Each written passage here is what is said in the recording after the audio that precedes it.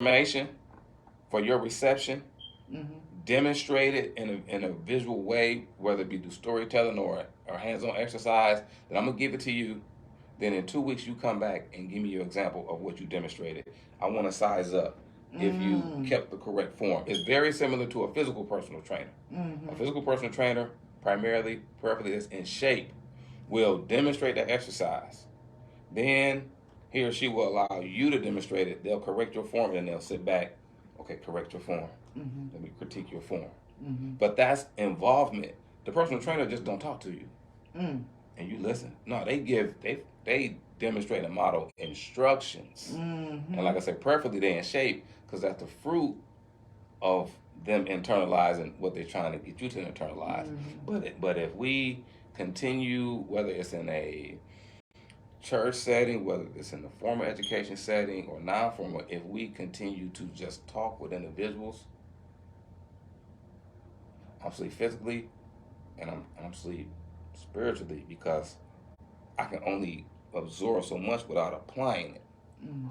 But when they apply it, lastly, we got to be temperate and patient and be the trainers and have that patience and empathy because we're not going to get it right the first time. Yes, yes, yes.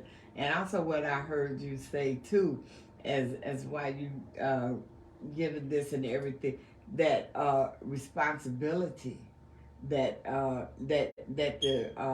the youth have or who's ever in this class and everything, the responsibility and accountability that they have because they take it in 2 weeks, they got to come back and show you and all of that there, so that being said, that means that the trainer, you have to do something to connect with them in such a way to where they're not sitting up in class just look like they listening, and they got all these different kind of earbuds and all this kind of stuff today and walk out and not doing anything.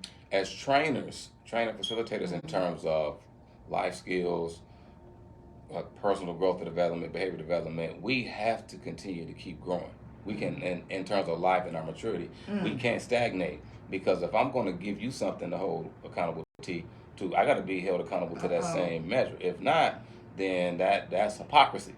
But if my life is not in a certain space, my pastor always says to us, only a free man can free a man. Only a free man can free a man. So if I'm bound in an area and I'm giving something to you in terms of just information based, I'm not going to be able to help to measure or evaluate it because I'm bound by it.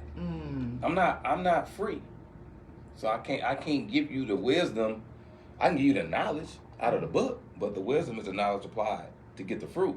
So I got to be able to have fruit so I can measure it correctly and help you correct your form, for the right outcome.